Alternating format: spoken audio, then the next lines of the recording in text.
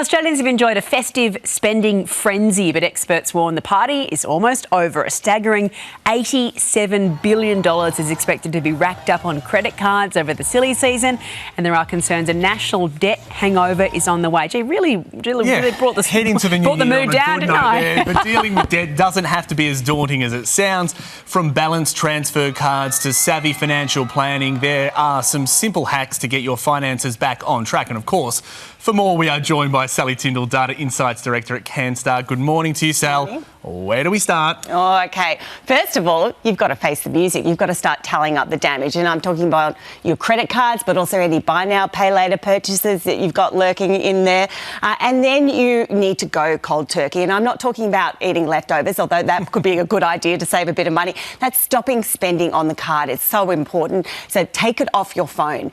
Put it in the freezer, the physical card in the freezer. No one's going to bring it out and cook it for toast accidentally. But, you know, bringing it out, you're not going to do that on a whim until you've cleared down your debt. Then pick up the phone to your credit card company and ask them to go onto a lower rate. Now, on the CanStar database, we've got about 6 lenders offering rates under 10%. We know it's possible, but the average credit card is racking up an interest rate of 18.67%.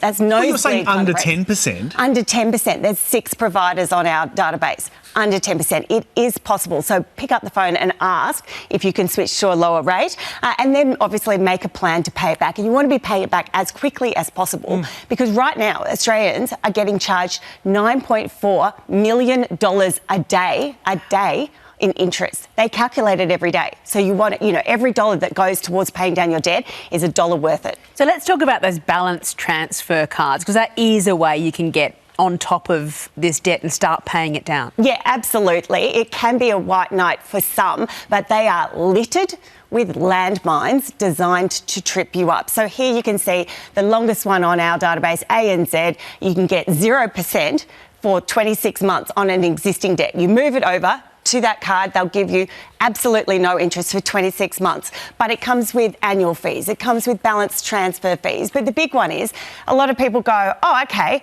they don't think, oh, I've got 26 months to pay that debt off. They think, oh, I've got 26 months not paying that debt off. And then switching it to another one. Then, so they keep the debt for 26 months, then they add to it, and then they get hit with revert rates on that card, 21.99%. Oh, OK. Can it work, though, if you're smart about it, though, and actually pay it down? Absolutely. If you are diligent, it can work. But if you have a rubber arm, if you've got, a problem with the shops, you could think about switching to a personal loan. A personal loan, you're going to get charged interest. It will depend on your credit score about what interest rate you get charged. But what I like about personal loans is that they set time frame and they make you pay it back in equal chunks without the ability to add to the debt as you go. What's an interest rate on a personal loan approx? So it can really depend on your credit score, but like anything as low as say 6%, and it can go as high as 20%. Which is much better than a credit card. The key here obviously is shopping around, but the great thing about paying off that personal loan is that you don't have a credit card at the end of it to then get back into that problem. The key point there, though, is paying it down, right? So 100%. Have you got any tips for how people can find some extra money? Okay, asking for a friend? Yeah, no silver bullet here.